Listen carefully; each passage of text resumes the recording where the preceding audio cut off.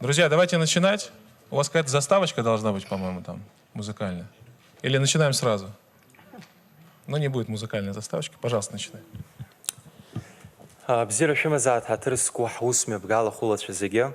Яхя Москва коллективлар бжарапи мультимедиа пресс-центр Россия сегодня на мепысвоит апсо форум Айлатора. Айлатора ичкара мебгахойт абснахункара дмыкапи усквар министра апшгарала. Апсо форум аджаб хикукло атцахадаква иреу пурустулы кун хававилар абснахункара а социал-экономика полшара раздзиргари урустула федерация яцанаку регион куа коллективлар а концепция же атып шана кыло. Мшапым завибаю низкий жюбе шуксарзихани шиждируэпш шачакалак ахно и мепыс итрапхадзатби апсо форум Айлатора.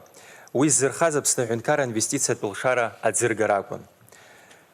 Добрый день, уважаемые коллеги. Сегодня в городе Москва в международном мультимедийном пресс-центре МИА «Россия сегодня» состоится заседание Абхазского форума. Мероприятие проходит по инициативе Министерства иностранных дел Республики Абхазия. В мероприятии примут участие государственные и общественные деятели, предприниматели, молодые лидеры Республики Абхазия и Российской Федерации. Ключевая задача Абхазского форума заключается в том, чтобы презентовать широкой российской аудитории социально-экономический потенциал Республики Абхазия, формировать привлекательный инвестиционный имидж республики в регионах и городах Российской Федерации. Абхазский форум – мобильная мультимедийная площадка для знакомства россиян с солнечной Республикой Абхазия, ее достижениями и планами, актуальными трендами развития социальной сферы и экономики. Как вы знаете, 2 апреля 2022 года в городе Сочи прошел Первый Абхазский форум, нацеленный на презентацию инвестиционного потенциала Республики Абхазия. Такие форумы в текущем году пройдут в Туле, Ростове-на-Дону, Подмосковье. Передаем слово модератору данного мероприятия, министру иностранных дел Республики Абхазия Ардзин Байналу Батовичу. Здравствуйте, друзья. Очень рад всех видеть.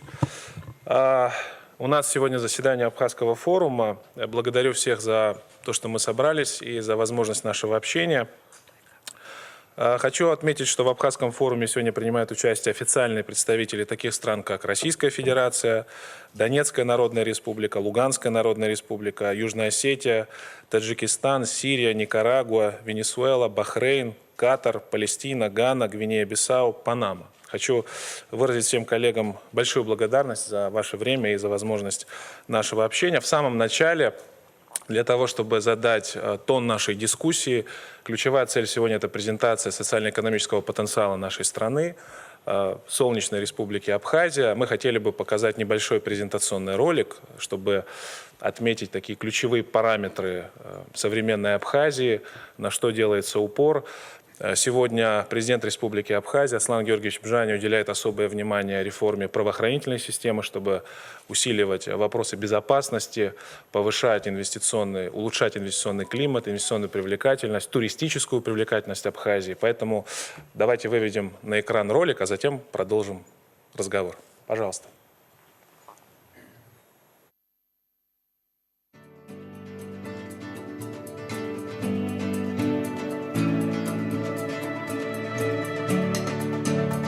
Абхазия – это один из красивейших уголков Земли, расположенный между горами и морем. Что нужно знать о ней обычному туристу? Местные жители называют свою республику Апсны, что в переводе означает «страна души». Государство площадью 8660,5 квадратных километра населяет более 245 тысяч коренное население абхазы. Столица Абхазии – город Сухум. Государственный язык абхазский. Русский язык признается вторым государственным. Республика Абхазия расположена на берегу Черного моря, между Россией и Грузией, на границе Европы и Азии. Береговая протяженность 220 километров. Климат влажный, субтропический. По всей территории республики проходит железная дорога. В настоящее время осуществляются грузопассажирские перевозки. Международный аэропорт Сухум имени Владислава Григорьевича Ардзинба располагается в 18 километрах от столицы. Его взлетно-посадочная полоса является одной из самых длинных в СНГ и составляет 3,64 километра, что позволяет принимать все типы гражданских и военных самолетов. В Абхазии 2 морских порта. Главный порт Сухум является одним из важных транспортных узлов на Черном море. Ачамчирский порт в настоящее время принимает грузовые суда из Турции. Пропускная способность до 500 тысяч тонн в год. Осуществляется регулярное морское сообщение между черноморскими портами Абхазии, России и Турции. При содействии Министерства транспорта России в 2019 году в рамках Российского инвестиционного форума в городе Сочи подписано соглашение по организации круизного сообщения между морскими портами Абхазии и России. Культура. В абхазской культуре переплелись современность и уважение традиций. Апсуара. Кодекс поведения, появившийся еще в далекие времена. Несмотря на древность, он применяется в повседневной жизни и сегодня. Абхазская культура богата поэтическим и музыкальным фольклором, народными танцами и музыкой. Самобытность здесь прослеживается во всем, в том числе и в архитектуре, исторических памятниках и объектах национально-культурного наследия. В православном мире Абхазия считается последним пристанищем апостола Симона Канонита, одного из 12 ближайших учеников Иисуса Христа. В IV веке новой эры в Абхазии принимается христианство. Здесь также проживают мусульмане, католики, лютеране, иудеи. Как доказательство многонациональности и многоконфессиональности Абхазии.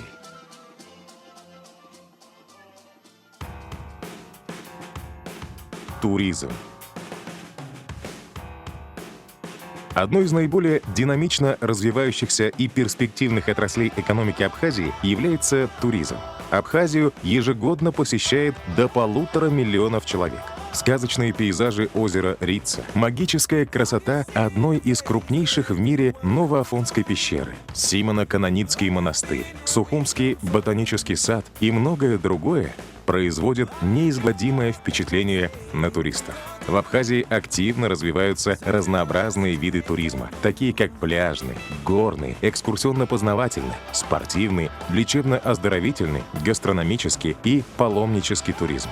Сегодня в республике активно строятся гостиницы, рестораны, создаются объекты инфраструктуры, улучшается сервис, прокладываются интересные маршруты.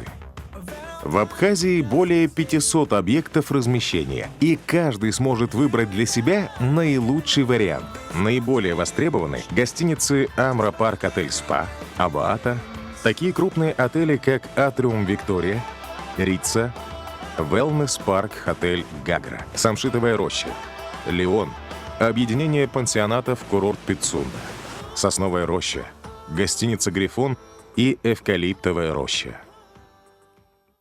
Бизнес. Развитию товарооборота способствует выгодное экономико-географическое положение республики, позволяющее применять морской, сухопутный, железнодорожные виды транспорта для поставки грузов. Увеличивается список стран, у которых налажены торгово-экономические связи с Абхазией. Абхазское законодательство позволяет иностранным инвесторам осуществлять свою деятельность без создания юридического лица. В Абхазии создан благоприятный налоговый режим для потенциальных инвесторов, в том числе установлены низкие ставки налога на прибыль и НДС. Основным партнером в бизнесе является Россия. Второе место по объемам товарооборота занимает Турция. Абхазии налажено успешное взаимодействие во внешней торговле более чем с 30 странами. Активно развиваются торгово-экономические отношения между Абхазией и Республикой Крым, в частности, в области поставки на полуостров инертных материалов. Также при строительстве объектов зимней Олимпиады 2014 в Сочи использовались инертные стройматериалы, добываемые в Абхазии – щебень, гравий, песок. Производство и экспорт. Подписанное в 2012 году межправительственное соглашение о беспошлинном режиме торговли товарами и экономическом сотрудничестве между Абхазией и Россией оказало большое влияние на рост экономической активности. В 2018 году аналогичное соглашение подписано между Абхазией и Сирией. Ведущие позиции в отраслевой структуре занимают торговля 40%, промышленность 14%, строительство 9,7%, связь 4,4%, сельское хозяйство 3,2%, прочее 28,7%. В последнее время промышленный сектор Республики Абхазия входит в тройку базовых отраслей, формирующих ВВП. Абхазия – аграрная страна, поэтому приоритет дается агропромышленному комплексу. Восстанавливаются виноградники и цитрусовые плантации, фруктовые сады, фермерские и рыбные хозяйства и птицефабрики. Цитрусовые, фрукты, вино, орех, фундук и другая сельскохозяйственная продукция являются одной из ключевых экспортных позиций на сегодняшний день. Валовый сбор цитрусовых в год составляет 30-50 тысяч тонн. На экспорт идет порядка 80% собранного урожая. Второе место по праву занимает виноделие. На территории Абхазии выращивают европейские сорта винограда, на основе которых производят изысканное вино и шампанское. Из Абхазии ежегодно экспортируется 2-2,5 тысячи тонн хурмы, до 600 тонн фейхоа, 1500 тонн орехов, 52 тонны киви. В настоящее время абхазский мед пользуется популярностью как в России, так и в дальнем зарубежье. Животноводство представлено молочными продуктами и мясом и не выходит за пределы внутреннего рынка. Рыболовство – наиболее ориентированная на экспорт отрасль. Ежегодно в акватории Абхазии местные и иностранные предприятия вылавливают более 30 тысяч тонн хамсы. Из них около 60% идет на переработку, остальное – на экспорт. Из хамсы получают рыбную муку и рыбий жир. Ежегодно экспортируется более 8 тысяч тонн такой продукции. В Абхазии есть форелевое хозяйство, при котором функционирует небольшой рыбзавод. Среди основных направлений развития современной промышленности Абхазии – гидроэнергетика, деревообрабатывающая промышленность, производство стройматериалов, пищевая, легкая и добывающая промышленности. Республика Абхазия располагает большим объемом разведанных полезных ископаемых. Абхазия была и остается страной, открытой для новых идей и инвестирования. Молодое государство открыто для сотрудничества и готово строить отношения с внешним миром. Благодаря этому на сегодняшний день налаживаются экономические контакты не только с Россией, но и со странами дальнего зарубежья. Новые совместные проекты, успешные предприятия – доказательство того, что страна идет в ногу со временем.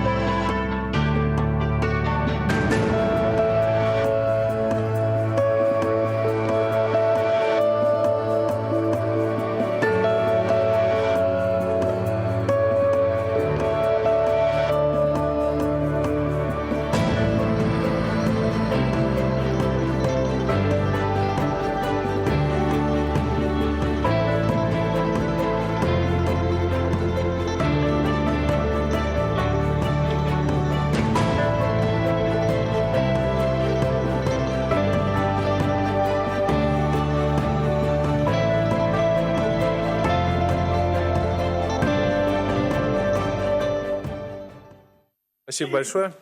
Давайте поаплодируем. Друзья, в условиях меняющейся геополитической реальности, мы все видим, что происходит в мире, отмечается возрастающий интерес к нашей республике, и руководство нашей страны принимает меры по повышению инвестиционной и туристической привлекательности Абхазии. Кроме того, отмечается динамичное межгосударственное абхазо-российское взаимодействие сегодня. Постепенно создаются условия для участия Республики Абхазия в интеграционных процессах на постсоветском пространстве. Мы этому вопросу уделяем особое внимание, сегодня тоже об этом поговорим. Кроме того, расширяются международные контакты Республики Абхазия, активизируется международная информационная политика. Наше государство активно поддерживает молодых лидеров нашей страны. Сегодня весь этот комплекс вопросов мы обсудим. Сейчас для приветственного слова хотел бы передать слово Константину Федоровичу Затулину, большому другу Абхазии и депутату Госдумы.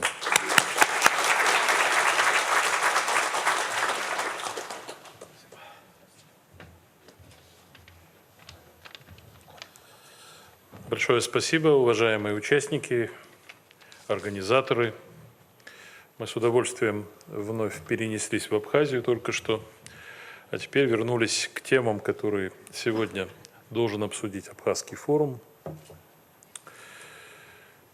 Прежде чем сказать об этом, хотел бы признаться, что много лет назад издал книгу, которая называется «Абхазия, Россия. Две страны, один народ».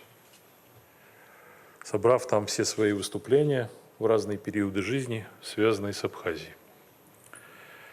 Но здесь нужно сделать одно маленькое отступление и сказать, что во времена грузино-абхазского конфликта и до него в такой предвзятой грузинской историографии было принято сомневаться в том, что абхазы живут на своей земле и что сами они имеют право на это название. Было две версии.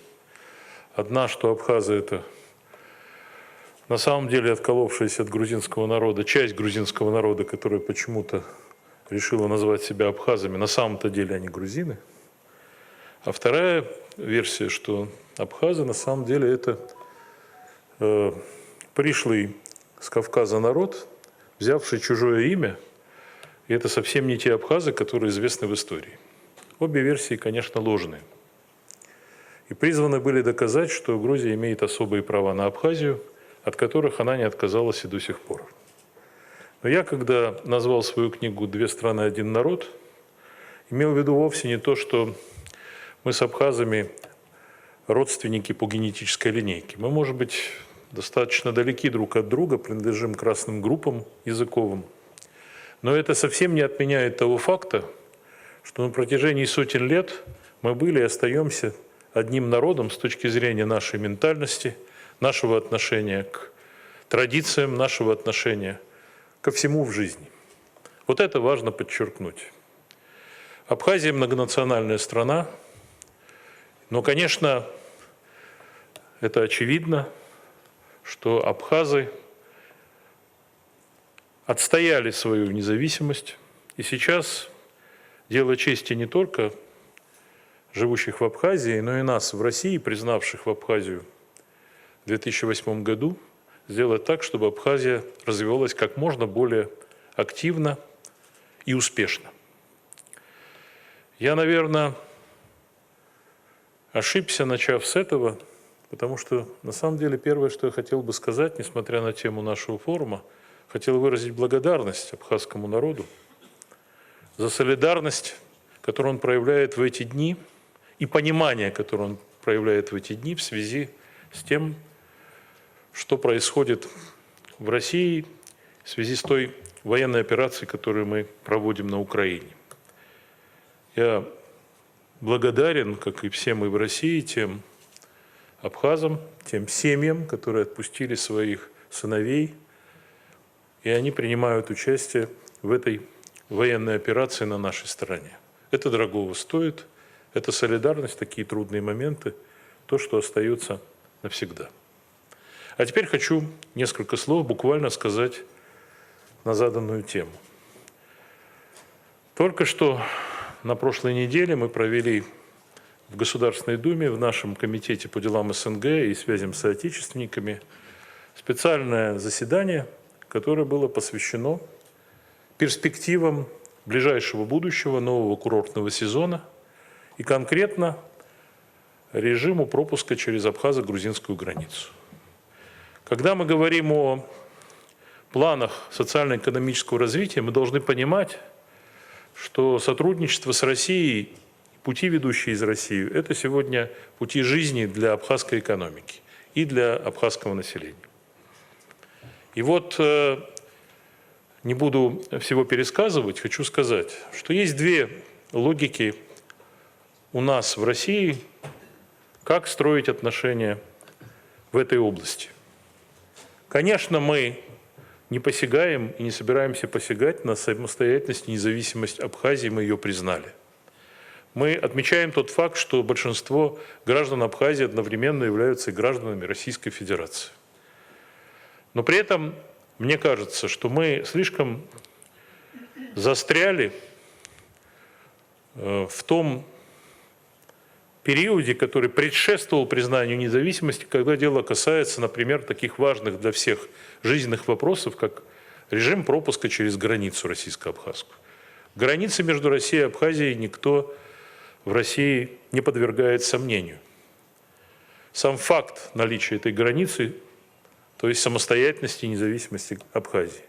Но почему бы нам, прежде всего нам в России, потому что мы в этом отношении задаем тон, не принять решение, по которым российско-абхазская граница будет существовать в том же режиме пропуска, что, скажем, и российско-белорусская граница, где нет никаких КПП, где нет никаких многочасовых досмотров, особенно в летний период, когда на границе все равно, как бы не работали активно пограничники, таможенники, все равно накапливаются очереди. Этим летом я ожидаю, да и все мы понимаем, что будет небывалый по объему туристический поток в Абхазию из России. По объективным причинам. Прежде всего потому, что многие в России сегодня, размышляя о летнем отдыхе, понимают, что надо или отдыхать в России, или надо отдыхать по соседству с Россией в тех странах, которые с Россией дружны и в которых они привыкли отдыхать. Абхазия является такой страной. В прошлом году был большой курортный сезон, и в этом году будет еще больший курортный сезон. Так давайте мы примем эти решения, наконец, вместо того, чтобы штамповать решения о том, как мы обустроим границу, построим новых КПП, построим еще какие-то там пропускные ходы, усовершенствуем это до бесконечности. Просто давайте снимем эту границу, если речь идет о безопасности, то в этом случае надо укреплять границу с теми государствами, которые Абхазию не признают, то есть границу Абхазии на востоке. Это один вопрос, который мы обсуждали и приняли решение в комитете совместно с абхазскими нашими партнерами, коллегами из парламента Абхазии создать межпарламентскую рабочую группу для того, чтобы пройти весь этот путь, по крайней мере, на уровне анализа документов и подготовки их, с тем, чтобы сформулировать руководству наших стран свои предложения. Второе обстоятельство, о котором я должен сказать, это то, что здесь было показано, а именно было в этом ролике эпизод, связанный с аэропортом в Сухуми. Сколько можно дальше тянуть с открытием авиасообщения с Абхазией? В конце концов, и очереди на границе связаны с тем, что если бы люди прилетали в Сухум, то, наверное, этих очередей бы не было.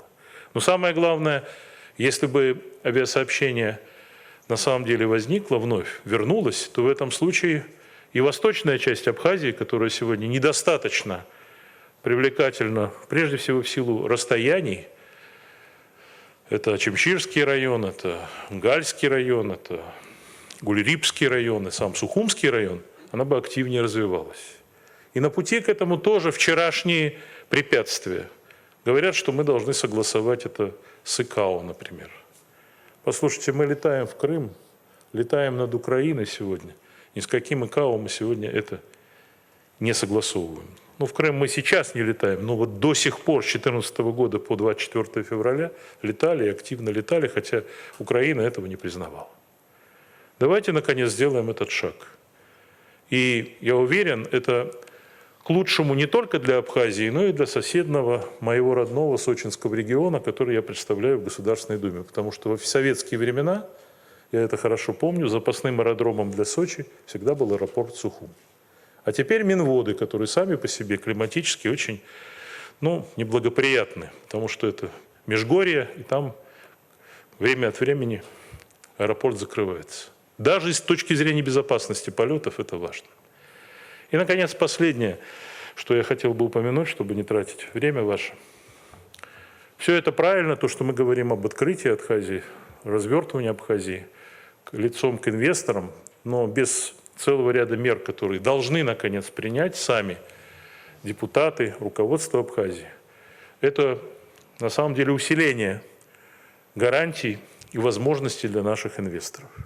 Любой эпизод, где срывается сделка, случается что-то в Абхазии, в правоохранительной сфере, очень остро переживается, и я вам хочу сказать, что есть, конечно, заинтересованные страны и люди, которые это раздувают до необыкновенных степеней, для того, чтобы Абхазия выглядела черной дырой.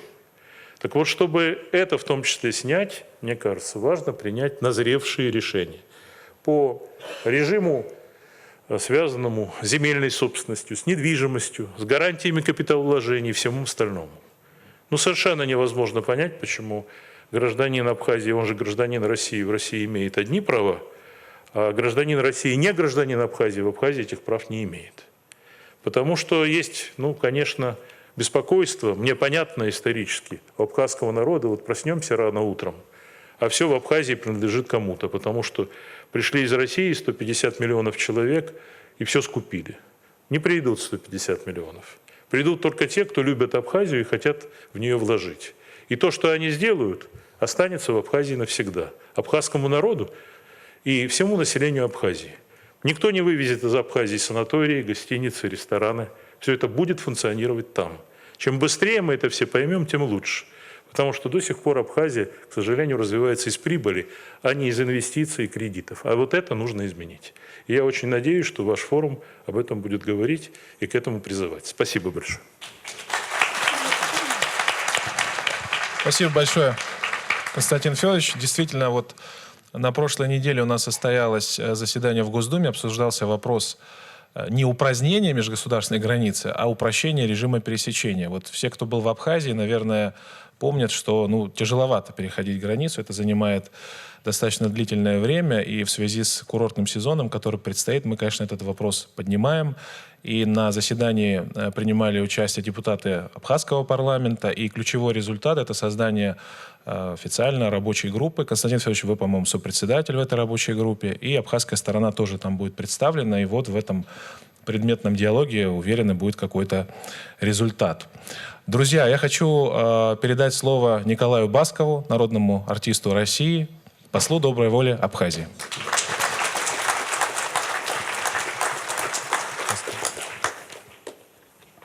Добрый день, уважаемые организаторы и участники Абхазского форума. Очень рад приветствовать вас. Вы знаете, гуманитарное, культурное сотрудничество должно занимать особое место во взаимодействии между государствами. Отношения между Российской Федерацией и Республикой Абхазия основаны на прочной дружбе наших народов. В контексте развития межгосударственного российско-абхазского сотрудничества, на мой взгляд, особую важность имеет культурный аспект, в частности, музыкальное направление. Если мы говорим об Абхазии как о курорте, то хочу заметить, что в свое время такие территории, приведу пример недружественных нам стран, но Лас-Вегас строился в пустыне, и сейчас это огромная мекка туристического бизнеса и музыкального бизнеса. С привлечением и открытием, упрощения границ, и если будет инвестировано не только в постройку отелей, не только в постройку курортной зоны, но и прежде всего концертных залов, и, может быть, даже в будущем будет создана специальная зона, где люди будут действительно приезжать в Абхазию и получать все, и развлечения, и отдых, и, конечно же, общение друг с другом. В этом тоже будет большой вклад для развития Абхазии. Я также хочу рассказать о том, что Я являюсь послом доброй воли Абхазии. Я присоединился к этому благотворительному движению послов доброй воли Абхазии в 2020 году. В 2021 году я посетил с визитом Республику Абхазию, где выступил на учредительном съезде социальной платформы «Будущее Абхазии». Будучи послом доброй воли, я оказываю поддержку представителям творческой молодежи республики в получении образования, творческом развитии. Убежден, что талантливой молодежи необходимо помогать, и такая деятельность в рамках движения платформы «Будущее Абхазии» дает ребятам возможность развиваться, а нам открывать новые имена. Молодые таланты получают уникальный опыт, который поможет им на их профессиональном пути.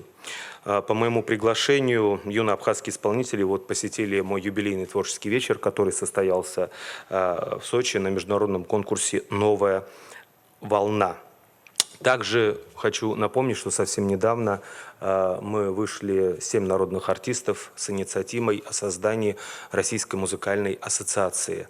И впереди вопрос о том, чтобы во многие московские государственные вузы, которые занимаются и классическим направлением, и эстрадной деятельностью, мы будем обсуждать о введении квот для талантливых людей, и, конечно же, также с присутствием представителей Абхазии, потому что там безумно талантливый народ, очень поющий народ, с открытой душой и, знаете, с невероятным таким интеллектом, музыкальным интеллектом, потому что музыка, можно сказать, у абхазов в крови.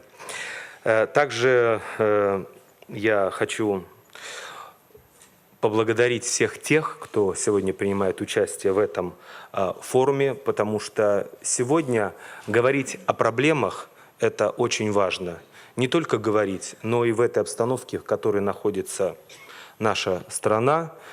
Главное – это сплочение, главное – это идея и, конечно же, философия. Поэтому надеюсь, что в ближайшее время в Абхазии появится много инвесторов, людей, которые будут заинтересованы в развитии республики. Ну и, конечно же, с огромным удовольствием, пользуясь случаем, я хочу пригласить всех россиян и тех людей, которые любят Абхазию. Я там был, мне безумно понравилось. Я считаю, что впереди это может стать Меккой. Это невероятное море чистейшее, невероятная погода. И, конечно же, не хватает развития крупных инфраструктур для того, чтобы действительно Абхазия стала лидером в притоке туристов. Поэтому, пользуясь случаем, приглашаю всех на летний сезон в Абхазию. Дорогие друзья, вы получите истинное удовольствие. Как говорится, зачем думать о том, куда ехать, где небезопасно и где могут быть разные непредвиденные ситуации, когда Абхазия раскрывает не только свое сердце, но и все, что Господь ниспослал этой республике для получения радости, счастья и удовольствия. Давайте жить во имя каких-то невероятно прекрасных вещей, о которых мы все мечтаем. Но все это делают люди. Если каждый человек для себя сегодня в сердце поставит задачу для открытия любви к Родине, открытие в сердце по-настоящему, появится действительно патриотизм, который не просто должен выйти из-за того, что все говорят о том, что надо консолидироваться и надо быть патриотичными. Нет, а каждый для себя поймет, что страна каждому из нас многое дала. И когда сегодня страна как мать, еще раз повторю, болеет, раны ее кровоточат, то надо помочь нашей матери, чтобы она была цветущая и здоровая. Ну, а для России, конечно же, Абхазия – это прекрасный, невероятный, дружественный партнер. Желаю всем удачи на этом прекрасном форуме и надеюсь, что через какое-то время, приезжая в Абхазию, мы будем видеть, как за эти годы стала процветать любимая нами республика. Спасибо. Спасибо большое. Спасибо большое Николаю за поддержку творческой молодежи Абхазии в рамках движения «Послы доброй воли Абхазии». Друзья, у нас присутствует Георгий Львович Мурадов, зампредседателя Совета министров Республики Крым, постоянный представитель Республики Крым при президенте Российской Федерации. Пожалуйста. Спасибо большое. Добрый день, дорогие друзья. Прежде всего хочу передать приветствие от народа российского Крыма, от руководства, от главы республики Сергея Валерьевича Аксенова и сказать о том, что отношения между Крымом и Абхазией установлены сравнительно недавно, примерно 2500 лет тому назад. Тогда еще Пантикопей и Диоскурия развивали свои тесные связи, будучи братски связаны. И, конечно, наш сегодняшний долг – эти связи продолжать, укреплять и крепить наше братство. Чем мы сегодня, собственно говоря, и занимаемся. Мы рады, что 6 лет тому назад мы подписали с Абхазией полноформатный договор о сотрудничестве в торгово-экономической, культурно-гуманитарной сфере. И по этому договору уже многое делается. И не только поставка инертных материалов для нашего знаменитого Крымского моста и дорог, которые строятся у нас в республике. Закончено, докладываю вам, строительство предприятия с участием абхазских инвесторов. Здесь говорилось о рыбной отрасли. Вот в Крыму строится, закончено уже строительство первого предприятия по производству рыбной муки и рыбьего жира в городе Керчь. Это знаковое событие. Мы ожидаем, что руководители двух наших субъектов, Республики Крым, Российской Республики и Республики Абхазия, самостоятельного государства, смогут уделить внимание этому важному объекту.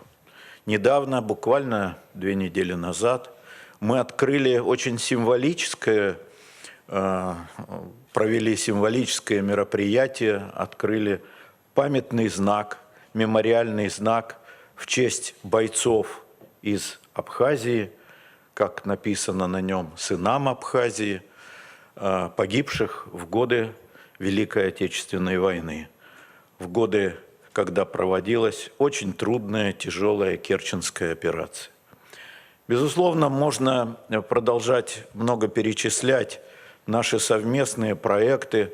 Буквально через несколько дней в Керчи на Боспорских агонах, которые тоже берут свое начало из древности, из той самой из Боспорского царства и Диоскурии, будет выступать Абхазский национальный театр, прибудет абхазская делегация.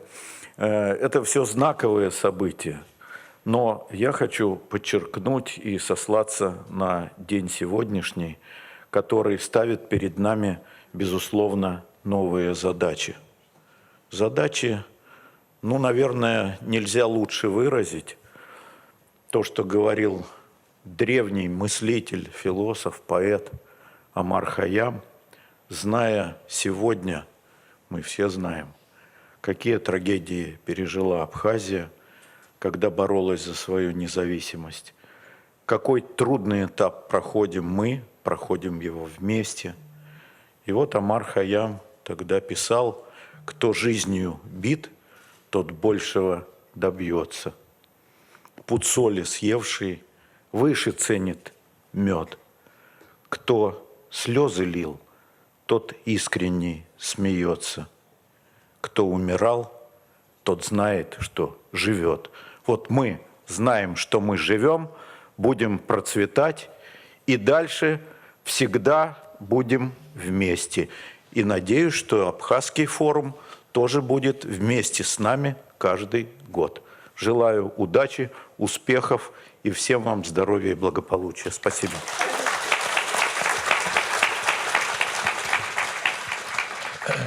Я хотел отметить, что Республика Абхазия, как независимое государство, развивает отношения с субъектами Российской Федерации. И Абхазский форум будет как раз проходить в субъектах Российской Федерации. Вот в Сочи прошел, сейчас Москва. И дальше планируем проводить это мероприятие в Подмосковье, в Туле, в Ростове-на-Дону. Сейчас уже прорабатываем эти мероприятия. Ну, Крыму уделяем особое внимание. Мы об этом говорили с Сергеем Викторовичем Лавровым, министром иностранных дел Российской Федерации. Будем и дальше действовать в этом ключе. Друзья, Олег Алексеевич Колесников, депутат Государственной Думы. Прошу.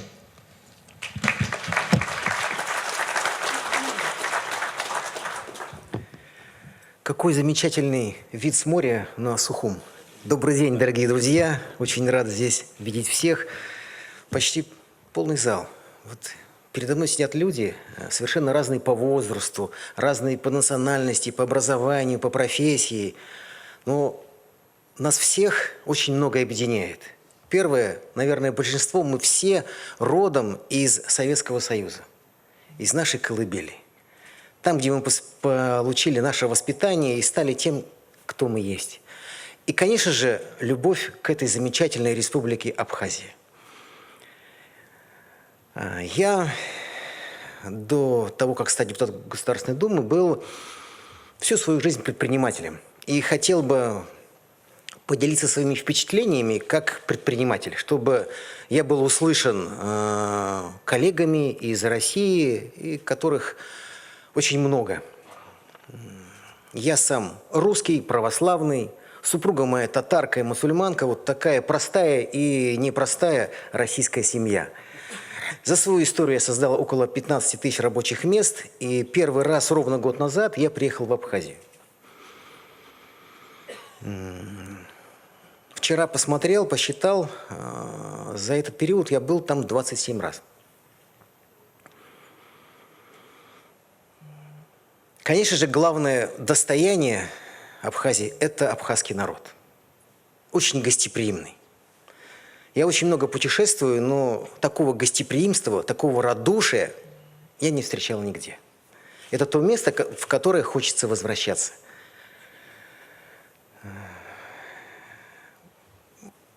По информации, за 2021 год российско-абхазскую границу пересекло 11 миллионов человек, из которых, наверное, более 80% это россияне, которые живут в России, из которых, наверное, еще процентов 80-70 это те люди, которые приехали в Абхазию на один день.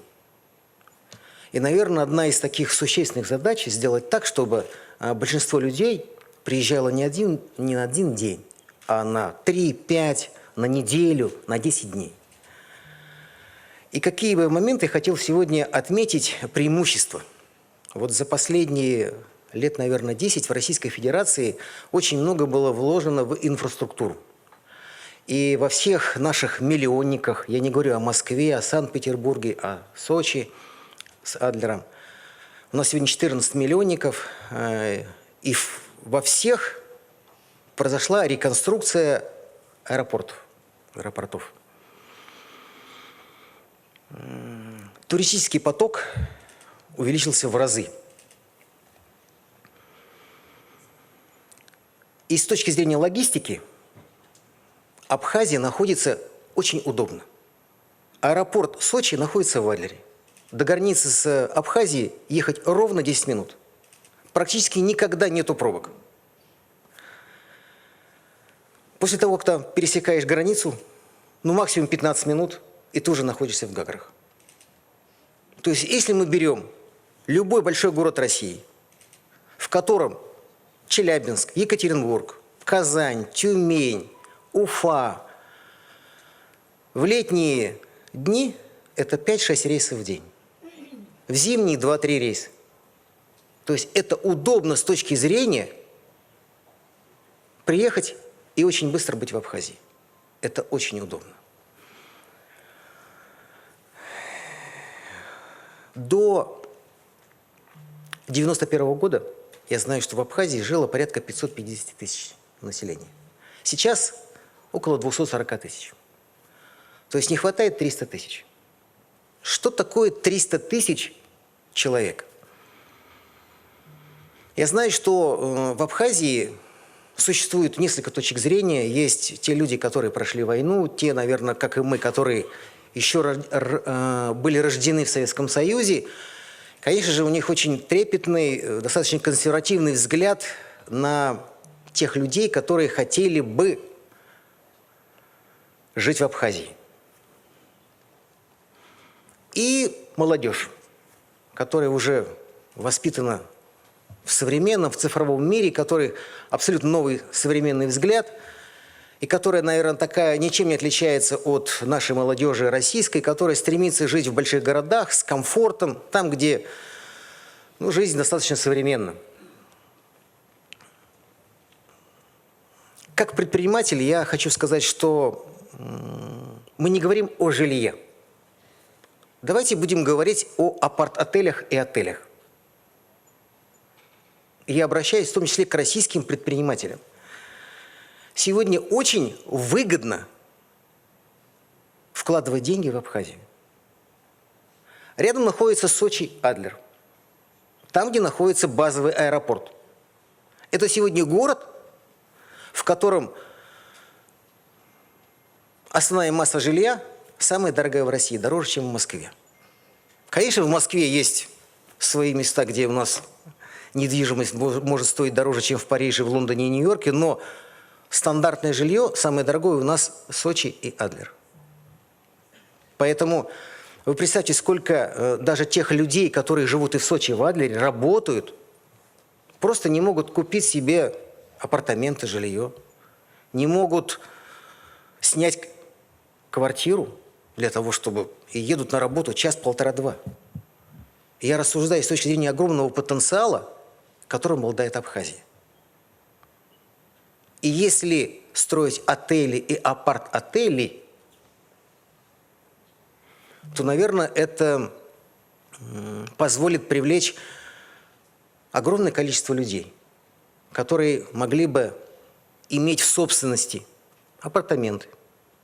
И в течение 3, 5, 10 раз в год приезжать в гости. Это те люди, которые готовы потратить 7, 8, 10 миллионов рублей и купить эти самые апартаменты. Что для этого, наверное, одной из самых важных составляющих? Это упростить режим границ. Он мешает и тем людям, которые живут и в Абхазии, и тем, которые живут в России. И вот, конечно, пример с Белоруссией, он самый показательный, тот режим, который, наверное, нужно сделать и ставить задачу между Россией и Абхазией. Я знаю, что сейчас прошли парламентские выборы, выбран новый парламент, достаточно прогрессивный. Всего нужно принять несколько законов для того, чтобы максимально синхронизировать то же самое законодательство с точки зрения ношения оружия, терроризма, иммигрантов. Потому что граница между Абхазией и Грузией охраняется российскими пограничниками и морскими, и сухопутными. Поэтому пространство, в общем-то, оно достаточно интегрировано и защищено. И, конечно же, самая главная задача – это упростить режим прохождения границ. Второе, с точки зрения предпринимателя, наверное, это налоговый режим. Чтобы налоги были такие же, как в России. Сегодня, в дни проведения специальной военной операции, мы видим тот пресс западных санкций, который обрушился на Россию. И, конечно же, это упрощает проникновение российских банков, в том числе на территорию Абхазии. Потому что до этого вопрос пересечения денег, хотя у нас одна валюта, рубль, и в России, и в Абхазии, значительно затруднен. Очень сложно. А это одна из основных составляющих. Конечно же, необходимо, чтобы работала кадастровая палата. Необходимо провести ревизию всего земельного банка.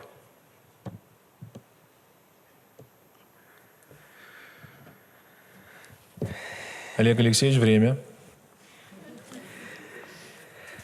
дорогие российские предприниматели, вкладывайте деньги в Абхазию. Это очень выгодно. Спасибо. Мы ждем Маргариту Симонян, главного редактора «Россия сегодня». Пожалуйста, позовите Маргариту Симоновну. Я хочу подчеркнуть, что Олег Алексеевич очень часто бывает в Абхазии и занимается такими крупными важными делами на благо наших народов, и мы вам очень благодарны за это. Пожалуйста, Маргарита, давайте поприветствуем.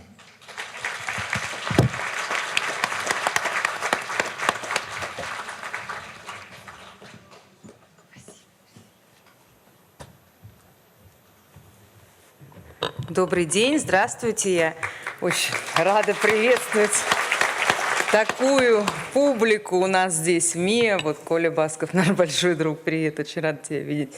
Инал тоже наш большой друг, министр иностранных дел Абхазии, совершенно замечательный. Я уверена, что с таким министром иностранных дел и с таким президентом, как сейчас в этой чудесной стране, все у них будет хорошо, и все у нас будет хорошо.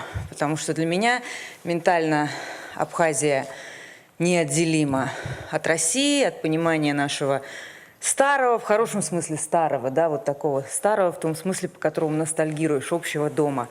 Я очень много времени там проводила в детстве, потому что семья моей мамы во многом оттуда, и моя прабабушка там родилась, выросла и похоронена. И мы там, конечно, много раз бывали. Потом, к сожалению, я там много времени проводила по другим причинам, когда чуть было не возобновилась полномасштабная война, когда гилаевцы зашли в Кадурское ущелье. Я тогда работала военкором и, собственно, там носилась на БТРах, поэтому Кадурскому ущелью видела, как гибли люди, и видела, как невероятно мужественно абхазские ребята, ополченцы, поднялись просто в минуту, в 1 час. Мы заезжали в Абхазию, когда только пришла новость о том, что зашли гилаевцы в Кадурское ущелье. Нас сразу отправили туда, мою группу. И мы вот от границы отъезжаем, едем и видим, как уже стоят на обочинах группы людей, мужчин, женщины в черном их провожают с достоинством, без слез. Мужчины эти, кто с винтовкой, кто с автоматом, кто с пистолетом, садятся на автобусы и едут в ополчение в Кадурское ущелье защищать свою родину, несмотря даже на то, что гилаевцы сразу заявили, что дайте нам просто проход. Мы Абхазию трогать не будем, мы на вас войну не идем, дайте нам проход в Россию. И эти люди, абхазы, защищали, между прочим, нас с вами, Россию. Они им проход не дали, и они своей кровью отстояли это и уничтожили эти отряды. И мы это никогда не забудем. И вот возникает вопрос, а чего же мы закрываемся сейчас? Я за последний месяц дважды была в Абхазии, а это еще был не сезон, а сейчас начинается сезон. И вот эти вот пробки на границе, ребята, которые стоят на границе, пограничники и таможня, они делают свою работу, не они принимают законы, они большие молодцы, у них есть приказ, они люди в погонах. Но вот люди, которые принимают решения, эти решения зачем? Нам сейчас на других границах защищаться не от кого. Мы за все это время, что там существует, это, на мой взгляд, совершенно никому не нужная граница. Мы там что, поймали много шпионов, много террористов мы там поймали. Мы приносим своими руками большое количество неприятностей своим людям. В первую очередь же нашим согражданам, россиянам, которые едут туда отдыхать с детьми, на этой жаре, в этом пыли, в поту. Это, как правило, еще не самые обеспеченные люди. Обеспеченные люди, мы знаем, куда летают. Они и сейчас найдут возможности и на Мальдивы полететь, и в Италию, и дай бог здоровья. Да? А это люди, у которых маленькие дети, которые зарабатывают не так много денег, которые вот накопили себе там на, не знаю, несколько дней, неделю, 10 дней в прекрасной совершенно Абхазии. Я много раз говорила Иналу и всегда говорю это вообще всем, что я красивее мест на земле не видела. Для меня это самое красивое место на земле, а я все-таки... Спасибо. Это мы Абхазии аплодируем, не мне Абхазии, я вот тоже аплодирую Абхазии. Я много где в мире была, но красивее я не видела ничего. И вот едут наши люди, чтобы посмотреть на эту красоту, искупаться в этом приветливом, теплом, чудесном море, бирюзовом, которое другого цвета даже, чем в моем любимом родном Адлере. Я не понимаю, почему, но вот ты границу проезжаешь, оно цвета другого. Видимо, там как-то по-другому бухта сконфигурирована Господом, да, и природой. Не знаю. Они стоят, ждут, мучаются, проклинают все на свете. Зачем? Непонятно. Конечно, естественным, справедливым образом наши друзья в Абхазии тоже высказывают, ну так, осторожное, вежливое, по-кавказски, как принято, очень деликатно, но недоумение, да, зачем это нужно. Это первый вопрос. Второй вопрос – аэропорт. Мы знаем, что сейчас собираются выделить большие средства на увеличение, расширение, реконструкцию этого самого поста, который, на мой взгляд, вообще не должно там быть. Это средства большие, чем по подсчетам правительства Абхазии нужно на возобновление работы Сухумского аэропорта. Ну, хочется спросить, где логика? Где? Давайте мы будем... Это я обращаюсь сейчас к нашим, к российским людям, к тем, кто принимает такие решения. Давайте мы будем выходить, во-первых, исходить из логики, из сострадания к нашим собственным гражданам, из уважения к нашим прекрасным соседям, которые за эти годы никак нас не подводили и не подводят сейчас в такое тяжелое время для России и для всего нашего народа. И в том числе абхазы защищают сейчас наши интересы, интересы русского мира во время военной операции на Украине. Это тоже надо уметь ценить. И давайте исходить из того, что мы строим общее пространство безопасности, общее пространство возможностей и для отдыха, и для заработка, для экономических отношений, для политических отношений. Мы не отгораживаемся, а собираемся. Собираемся рядом, собираемся быть плечом к плечу, и между одним плечом и другим плечом совершенно не нужна вот эта вот железная стена. Еще раз повторяю, что это мое частное мнение, я не представляю никакую политическую партию, не работаю госчиновником, я журналист, ну, поэтому, слава богу, имею право говорить, что я думаю. Спасибо большое. Дай бог, чтобы так и было. Спасибо. Спасибо огромное, Маргарита Симоновна, за всеобъемлющую поддержку Абхазии. Спасибо. Уважаемые друзья, у нас известные специалисты-международники вместе со мной. Я хотел бы передать слово Анастасии Лихачевой. Анастасия возглавляет факультет мировой экономики и мировой политики Высшей школы экономики, который я имел честь закончить. Вот Павел Сидит Прокопьев тоже учился на нашем факультете. И для нас это родное место и мощнейший интеллектуальный центр по анализу международной ситуации, международных процессов и по разработке аналитических выкладок для органов госвласти. Я помню, как мы все этим занимались. И, собственно говоря, хотел такой короткий вопрос к вам. Как вы оцениваете сейчас международную ситуацию с точки зрения инвестиций? И какое место Абхазия в этих меняющихся условиях могла бы занимать? Пожалуйста. Большое спасибо. Действительно, мы сегодня уже очень много говорили о том, что Абхазия может предложить и России, и миру в целом, но очень важно то, что и мир сегодня может предложить больше. И сейчас стало модным говорить, что мы не знаем, не можем представить, что будет завтра. Это лукавство, а уж то, что будет послезавтра, мы точно можем по каким-то важным параметрам определить.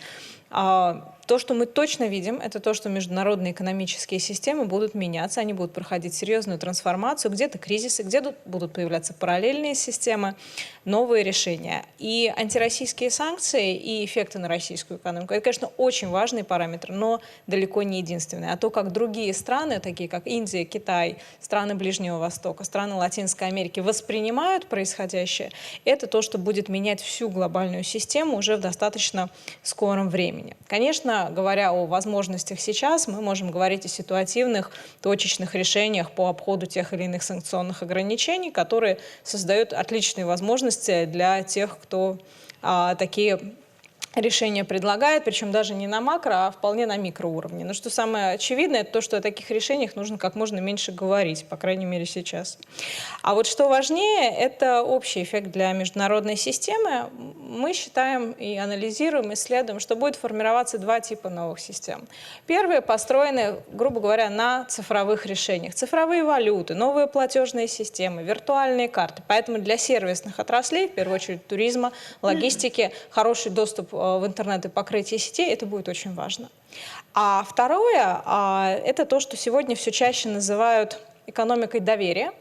Это те системы, которые, например, на Востоке существовали сотни лет, система доверительных платежей, система экспортных гарантий до физической поставки. Например, официальный товарооборот между Индией и Пакистаном примерно в 16 раз меньше, чем реальный. И это не какие-то точечные решения между двумя странами, это в целом другая система организации внешнеэкономической деятельности. И вот такие элементы экономики доверия, они дают колоссальные возможности тем игрокам, которых отличает выгодное географическое положение, на которое мы сегодня любуемся, и открытость, гибкость к нестандартным решениям.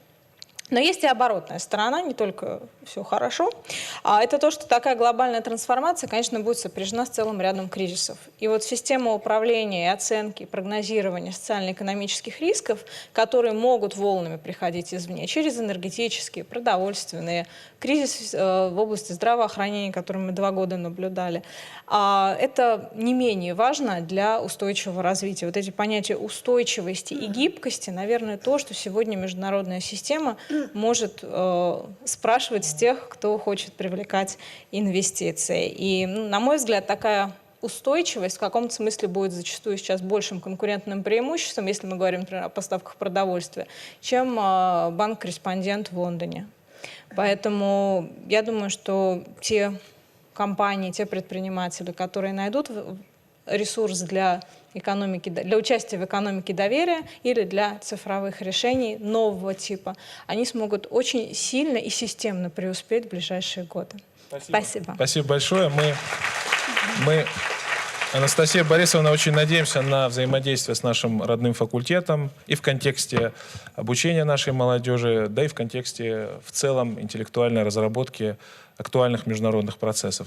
Друзья, я хотел бы представить Ларису Николаевну Зеленцову, президента БРИКС Альянс. Лариса Николаевна, БРИКС — это важнейшее международное объединение. Я писал диссертацию, кстати, на эту тему, но я не защитил ее, к сожалению. Вот. И как сейчас обстоит ситуация в объединении, и как Абхазия могла бы поучаствовать в активизации нашего взаимодействия ну, понятно, что с Россией мы и так взаимодействуем, но, скажем, в туристическом контексте, может быть. Как известно, БРИКС объединяет Бразилию, Россию, Индию, Китай и Южную Африку. Пожалуйста. Ну, прежде всего, я хочу подчеркнуть, что я имею честь быть тоже другом Абхазии на протяжении всей своей жизни. И потом хочу сказать вам, что вам придется свою работу, наверное, очень сильно расширять и дописывать, потому что БРИКС – это уже такое, ну, стало узким понятием, потому что за последние годы именно к нашему только альянсу, который, собственно, объединяет гражданские общества, присоединились такие страны, как Индонезия, Сингапур, Монголия, Бахрейн, Эмираты, Ирак, Иран, Турция, Аргентина, Венесуэла. То есть это люди, которые хотят вместе работать, вместе бороться за мир, вместе жить, осуществлять свои какие-то проекты, идеи. И вот сегодня здесь не случайно находятся наши друзья и партнеры в зале. Это прежде всего Мадани Эл-Гайли, который возглавляет Африканскую продовольственную федерацию, и Джафер Хусейн, который возглавляет российскую часть этой федерации, и Мадани является президентом этой вот всеафриканской, которая, кстати сказать, входит в Африканский союз, межправительственную организацию.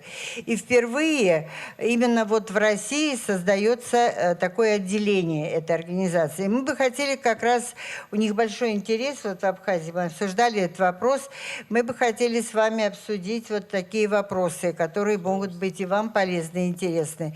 И еще вот я увидела здесь господина посла ДНР. Хочу тоже сказать, что БРИКС, Альянс, будет принимать участие, а точнее его 3 специалиста, профессионалы из информационных технологий будут принимать участие, сейчас ждут вызовов в каких-то там цифровых проектах, в создании коммуникаций.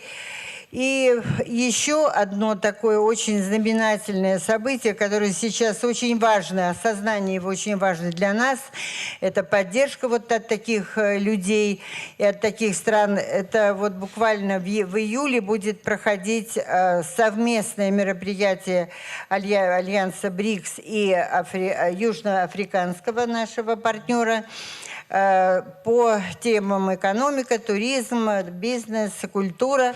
И это не только будет опять событие для стран БРИКС, а там примут участие конкретно уже зарегистрировались Зимбабве, Ангола, Кот-д'Ивуар и еще ряд африканских стран, из правительства, министры различные. Вот поэтому мы хотели бы, кстати, вас пригласить принять участие и наших вот крымских партнеров, ну и вот ДНР, ЛНР, если у них есть такое желание. Мы хотели бы все вместе выступить там на вот этой площадке. Там, кстати, приглашают культуру, привести культурную программу и спортивную программу. И, кстати, наш представитель в ЮАР, он сам, конечно, юаровец, живет в Дурбане, он закончил медицинский Донецкий институт. И жена у него из Донецка. Вот видите, какие переплетения тут кругом происходят. Так что вот ждем наших совместных усилий. Спасибо большое. Ну, если Абхазия присоединится к БРИКС, это уже будет АБРИКС. Правильно я понимаю? Ну, это уже достаточно букв без Да. Друзья, огромным опытом работы в сфере международных инвестиций обладает Александр Григорьевич Гоголев, старший вице-президент ВТБ. Я хотел бы передать вам слово для короткого комментария. Пожалуйста, микрофончик. Да. Включен? Да, включен, да. Уважаемые коллеги, я вас приветствую всех. Да, финансовые ситуации, вы знаете, как сейчас развивается. Сплошные санкции. Это нельзя, туда нельзя. Сегодня еще вот объявили 6-й пакет санкций. Поэтому я думаю, что нам надо сосредотачиваться сейчас на других задачах, на внутренних наших, на внутреннем нашем развитии. И вот особенно, если мы говорили как раз сегодня о том, что надо развивать туристическую сферу в Абхазии, я думаю, что вот как раз это то место, куда надо прикладывать нам капитал. У нас есть определенный опыт уже. Мы построили, банк ВТБ конкретно, занимался строительством замечательного отеля в Гаграх. Он уже работает, уже 2-й сезон. Ну, можно сказать, что где-то 4+ звезда. Вот он может принять где-то порядка 190 человек на отдых. И особенно сейчас, вот, когда действительно дефицит на направлений, куда можно было бы поехать, и он доступный с точки зрения цен. Я вам хочу сказать, что там очень такие достаточно приятные цены для наших отдыхающих. То есть это не заоблачные цены. То есть люди могут приехать со средним и с низким достатком. У нас другой проект в стадии завершения. Это гостиница в городе Сухум. Мы ее, думаю, ее до конца года завершим. И у нас есть планы на развитие новых проектов, которые сейчас как бы обсуждаются совместно с абхазскими товарищами, с Министерством экономики нашей и Министерством экономики Абхазии. Поэтому я думаю, что в ближайшее время мы пойдем дальше.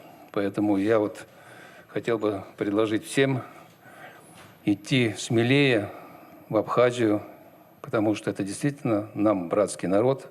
Это замечательный край, где можно хорошо и отдохнуть, и сходить в отличный ресторан, потому что кухня абхазская тоже очень интересная. Я думаю, кто был, это надо развивать. И, кстати, вот у нас гостиница, которую мы завершаем сейчас, там будет уже построен ресторан, правда, он еще пока не действует, но вот когда мы запустим уже гостиницу, тогда будем рады видеть всех. Спасибо. Поэтому спасибо вам большое. Спасибо.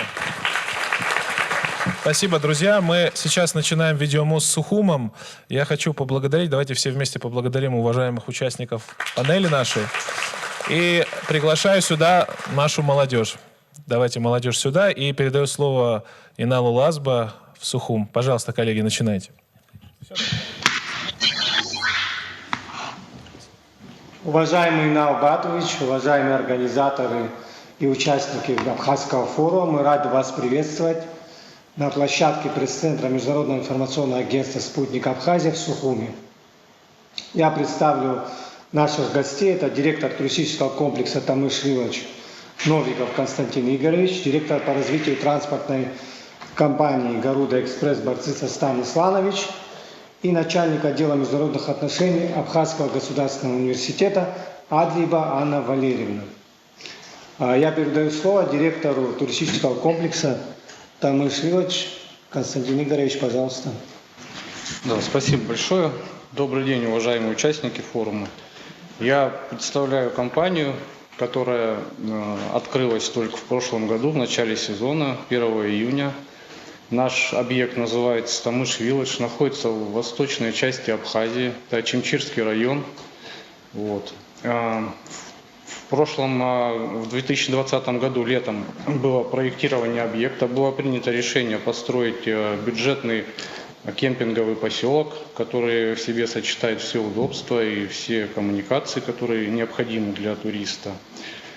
Вот. В конце осени 2021 года было начато строительство, и в рекордно короткие сроки, до 1 июня оно было завершено. 1 июня наш объект принял первых туристов. Вот. За 2021 год, прошлый сезон, у нас отдохнуло порядка 10 тысяч человек. В этом году мы надеемся, что эта цифра только увеличится и станет больше. Поэтому, если говорить о комплексе, собой он представляет участок 12,5 гектаров, на котором расположены коттеджи в количестве 150 штук, и каждый коттедж имеет 2 номера. Одновременное размещение гостей в нашем комплексе составляет 600 человек. Для их удобства создан ресторан, создан аптечный пункт, созданы магазины, созданы прокаты водного инвентаря, велосипедов, водные экскурсии и прогулки. Вот. Мы стараемся расширять наши сервисы, чтобы гостям было интересно, они задерживались. Вот. Но с точки зрения организации бизнеса хочу отметить, что Абхазия является дружелюбной страной в плане гостеприимства и в плане трудового сотрудничества и партнерства. Это очень хорошо проявилось, когда мы строили объекты, взаимодействовали с госорганами, с органами местного самоуправления. Вот, в том числе и курортный сезон, где нам приходилось взаимодействовать и с правоохранительными органами, и со всеми службами хозяйственными на местах. Поэтому в данном случае хотел бы отметить, что именно инвестиционный проект, ведение бизнеса, это, конечно, в целом несложная задача, и в целом это очень дружелюбная страна именно для ведения туристической отрасли. Вот. Но присоединюсь к предыдущим ораторам. Я хотел бы отметить, что да, действительно, удаленность от границы, она создает определенные проблемы, заставляет создавать трансферы, продумывать маршруты, поскольку, в частности, наш объект, он достаточно удален от границы и составляет порядка где-то 140 километров. Он находится от Псову. Поэтому в летний период, когда граница переполнена, конечно, для туристов, летящих через Адлерский аэропорт, это создает определенные трудности. Да, спасибо. Поэтому Спасибо большое, Константин. Вы меня слышите? Да, слышу, да. Скажите еще раз громко название вашего комплекса, чтобы все услышали. И у вас наверняка есть сайт, куда все интересующиеся могут обратиться и узнать все детали. Наш комплекс называется «Тамыш Вилледж». А сайт, который предлагает путевки к продаже, называется «Библиоглобус», наш официальный и единственный партнер. И вся информация о местах размещения, стоимости находится там. Вот. Если есть техническая возможность, у меня несколько кадров и ролик я мог бы продемонстрировать, чтобы в целом участники понимали, о каком объекте идет речь. Мы ролик посмотрим, наверное, на вашем сайте. Я хочу просто подчеркнуть для всех присутствующих, что вот комплекс Тамыш Вилледж является примером эффективного взаимодействия между органами государственной власти и бизнесом. Я уверен, что Константин подтвердит, и президент Республики Абхазия Аслан Георгиевич Бжани лично принимал в этом активное участие с тем, чтобы все процессы происходили эффективно и в максимально короткие сроки. Давайте перейдем к Гаруда Экспресс, к транспортной компании. Пожалуйста. Спасибо большое. Шабзевка, Атырского форума Аллахуча, Асасча. Добрый день, дорогие друзья, участники форума, гости форума.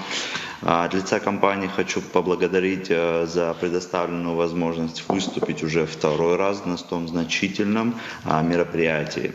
Мне бы хотелось показать на примере компании Garuda возможности открытия и развития бизнеса в Республике Абхазия, в том числе с привлечением иностранных инвестиций.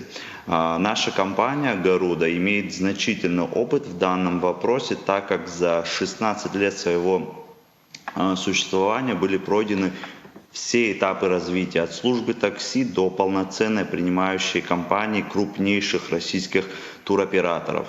Основными направлениями нашей компании являются это предоставление индивидуальных и групповых трансферов из Адлера, Сочи в Республику Абхазия и обратно. Это контрактинг и бронирование отелей, индивидуальные групповые экскурсии в нашей республике.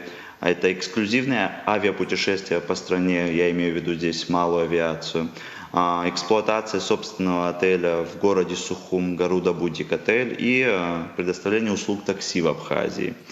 Мы видим свою миссию, это как подъем рейтинга Республики Абхазия на мировом туристическом рынке путем предоставления гостям страны качественных услуг и высокого уровня сервиса и обслуживания. В течение 16 лет работы наша компания показывает не только стабильность и надежность, но и динамическое развитие, что подтверждает ежегодное увеличение оборота нашей компании на 20% и появление новых направлений деятельности. Таким направлением в этом году, в 2022 году, мы ведем работу над одним таким проектом, который является Garuda Glamping Абхазия. Это самый большой эксклюзивный для страны глэмпинг-комплекс уровня 4 звезды, открытие которого запланировано, кстати, уже на 1 число июля. Благодаря совместным усилиям абхазских предпринимателей и российских туристических компаний в последние годы мы наблюдаем активное строительство новых отелей высокого уровня, появление новых сервисов, услуг и экскурсионных объектов. Это, несомненно, ведет к повышению интереса к курортам Абхазии со стороны туристов, появлению новых рабочих мест и развитию нашей страны в целом. Сезоны 2020-2021 года, как было ранее отмечено, на самом деле задали высокую планку туристической активности. И мы, конечно же, рассчитываем на аналогичные показатели на сезон 2022 и далее, что позволит реализовать все намеченные наши проекты и выйти на новый уровень. И следуя нашей миссии, компания Garuda во всех своих направлениях деятельности старается соответствовать общепринятым международным стандартам и задавать темп и развитие на туристическом рынке страны. Всех гостей и участников форума хотели бы еще раз поблагодарить за возможность выступить и пригласить к нам в страну для того, чтобы отдохнуть и посетить наши все объекты, воспользоваться и оценить наши сервисы. Всем спасибо большое, благодарю за внимание. Спасибо, спасибо. Мы желаем вам успехов в вашей дальнейшей работе. Друзья, вы оставайтесь, пожалуйста, на связи, Сухум. Я хочу представить вот наша гордость. Обратите внимание, молодежь абхазская. Мы уделяем большое внимание на государственном уровне молодежи, вопросам образования. Я вам хочу представить абхазский вундеркинд Эдгар Гвазава. Давайте поприветствуем. Эдгар с таким серьезным опережением поступил в вуз, учится в МГИМО и занимается у нас реализацией очень важных проектов. Глеб Аджба, руководитель Абхазского клуба Высшей школы экономики. Давайте поприветствуем. И хочу сказать, что в последнее время серьезное внимание уделяем вопросам развития информационных технологий и вопросам цифровизации, чтобы Республика Абхазия была в ногу со временем. Вот Нестор Какаля, давайте поприветствуем. Это студент Высшей школы экономики и наш будущий серьезный программист.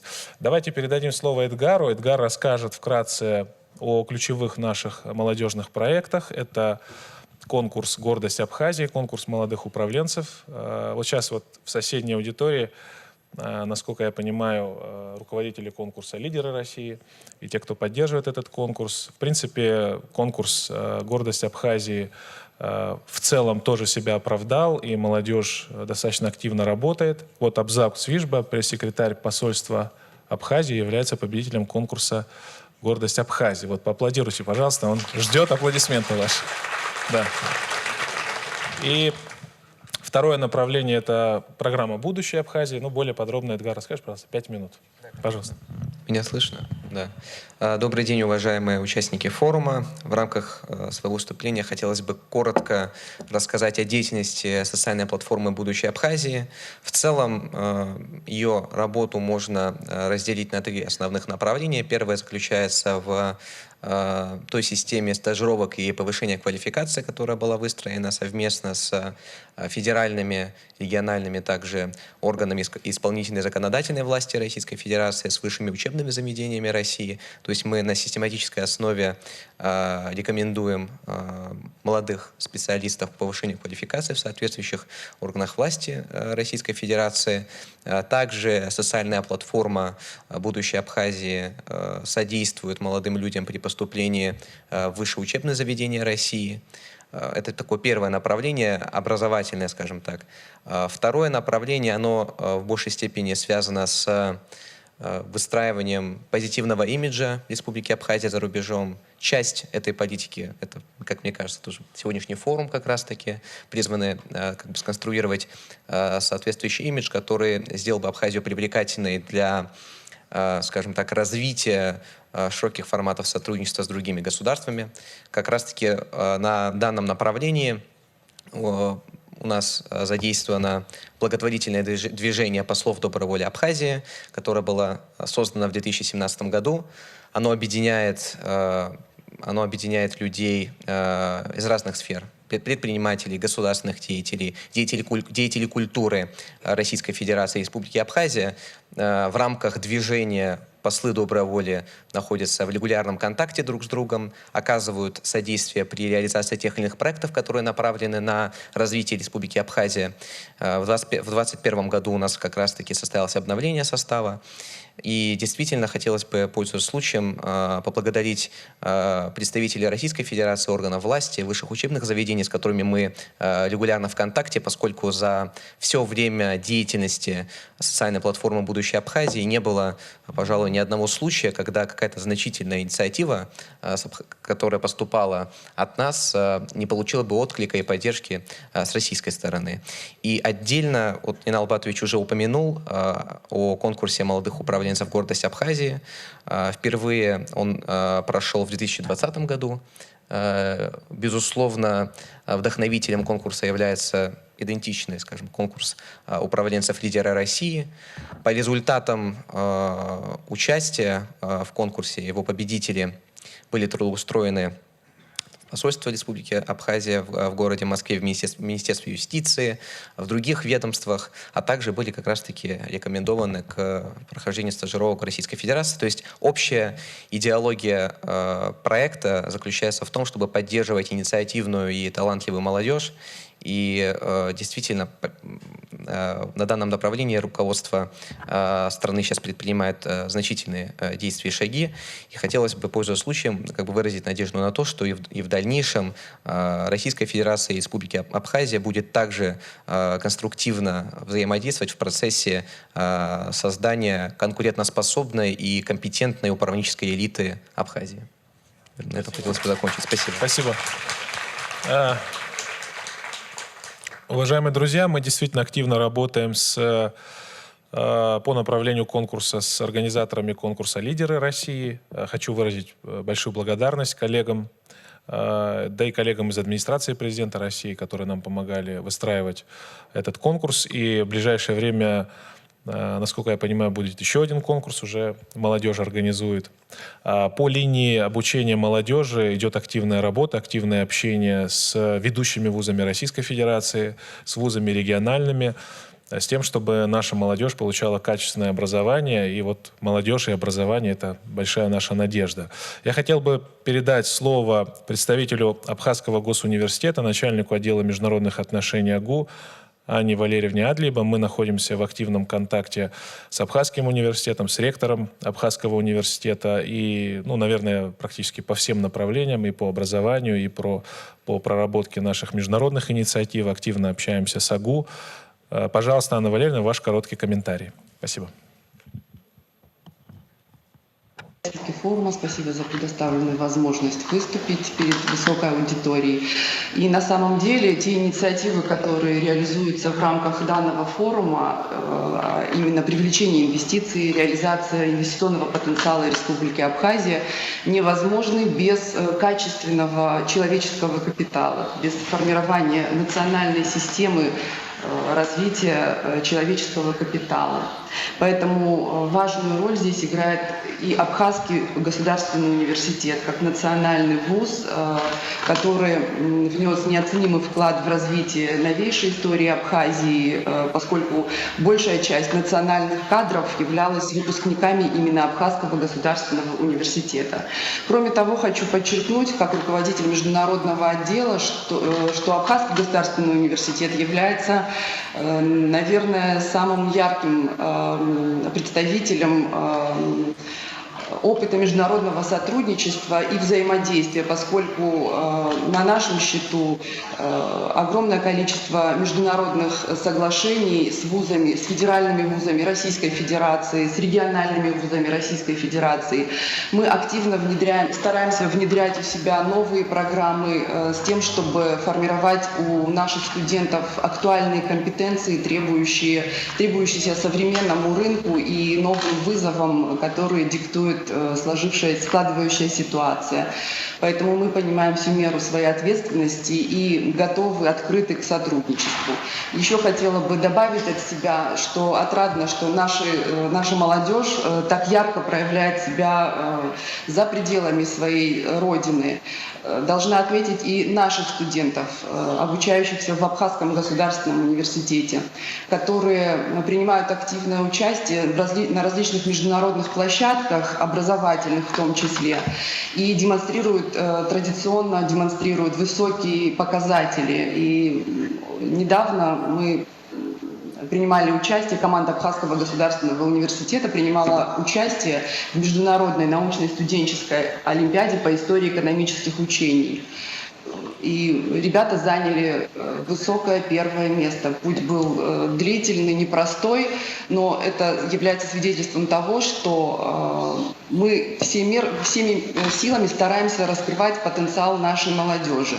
И должна подчеркнуть еще один факт, что выпускники Абхазского государственного университета обучаются в вузах Российской Федерации и также демонстрируют высокие результаты. И в частности, наши партнеры — это Финансовый университет при правительстве Российской Федерации, это Московский государственный университет имени Михаила Васильевича Ломоносова, это Северо-Кавказский федеральный университет и ряд других вузов.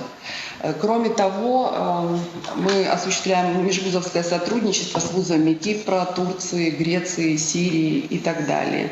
И надеюсь, что те положительные практики, которые мы реализуем, они будут развиваться, и наша молодежь во взаимодействии с руководством и с теми мерами, которыми предпринимает руководство нашей страны, она будет востребована, ее навыки будут актуальны, и нам всем вместе удастся внести вклад в развитие как Республики Абхазия, так и во взаимоотношения Республики Абхазия и Российской Федерации. Спасибо за внимание. Спасибо большое. Спасибо. Мы тоже очень надеемся на продолжение нашего сотрудничества. Спасибо Сухуму. Хочу передать слово Глебу и Нестору. Глеб и Нестор поступили в Высшую школу экономики как раз при поддержке программы «Будущее Абхазии». На прошлой неделе в Высшей школе экономики мы провели совещание по IT, по информационным технологиям. Там прозвучали очень интересные предложения, связанные в том числе с созданием в Абхазии масштабного IT-парка и ряд других инициатив. Глеб, начни, пожалуйста, а Нестор продолжит. Пожалуйста. Да, хотел сначала поблагодарить за предоставленное слово. Приветствую, уважаемые коллеги, всех вас. Я являюсь студентом второго курса факультета мировой экономики и мировой политики Национального исследовательского университета Высшей школы экономики. Сегодня я хотел бы вам рассказать о потенциале Республики Абхазия именно в сфере IT. Сначала хотелось бы упомянуть то, что мы с вами живем в эпоху очередной технологической революции. И мы с вами можем воочию наблюдать, на самом деле, за теми процессами, которые сейчас стремительно развиваются. Такие процессы, как хранение, обработка, управление информацией и так далее. Как раз-таки хотел бы рассказать про уже упомянутую встречу в рамках Высшей школы экономики. Буквально на прошлой неделе мы провели дискуссию по вопросу абхазо-российского сотрудничества в сфере IT. На данной встрече присутствовали представители Министерства иностранных дел Республики Абхазия и, безусловно, администрации университета. По итогам данной встречи мы имеем несколько результатов. В первую очередь хотелось бы сказать то, что была достигнута договоренность об обучении абхазских студентов на таких факультетах Высшей школы экономики, как факультет компьютерных наук, факультеты Высшей школы бизнеса, более того, факультет мировой экономики и мировой политики. Да. Кроме того, для выявления талантливых представителей абхазской молодежи в данной сфере будут проводиться конкурсные отборы, по итогам которых будут составлены списки абитуриентов, которые будут рекомендованы для зачисления на определенные факультеты. Помимо этого, в рамках данной встречи, в рамках данной программы продвижения сферы IT в Республике Абхазия была достигнута договоренность о проведении мастер-классов от специалистов из Высшей школы экономики в Абхазском государственном университете для педагогов информатики и математики. То есть в данном ключе огромное внимание уделяется именно подготовке специалистов и кадров. Все начинается с этого. Далее более подробно про IT-парки расскажет мой коллега Какалия Нестор. Передаю слово. Добрый день, дорогие коллеги. Хочу продолжить мысль своего коллеги. В Абхазии будет основан IT-парк. Что он из себя представляет? Этот IT-парк будет своеобразной площадкой, куда будут приглашаться программисты из-за рубежа. Парк будет предоставлять комфортное проживание для того, чтобы программисты могли там работать. Безусловно, парк должен быть оснащен нужной техникой для проведения профессиональных мероприятий, которые могли бы заинтересовать наших программистов. Также, помимо этого, хочется сказать то, что в Абхазии уже существуют специализированные IT-школы, которые предоставляют курсы для детей дошкольного и школьного возраста с целью ознакомления и обучения их основам программирования. Но также и существуют курсы для повышения квалификации в данной сфере для представителей более старшей категории. В целом пока что все. Спасибо за внимание. Нестор, как айтишник, коротко. Да. Ну, это очень амбициозный проект, и нам кажется, что Абхазия — это такое место для вдохновения. Айтишники — это люди, которые любят вдохновение. И наша природа, наше море, мне кажется, что для IT-специалистов это такое правильное место для того, чтобы творить интересные творческие проекты. Друзья, мы на этом заканчиваем. Я хочу еще раз вас всех поблагодарить. Наш Абхазский форум продолжает работу в регионах Российской Федерации. Двери посольства Республики Абхазия в Российской Федерации всегда для вас открыты. Пожалуйста, обращайтесь, вот здесь сотрудники находятся. И давайте вместе взаимодействовать и делать правильные, добрые дела. Спасибо. Спасибо.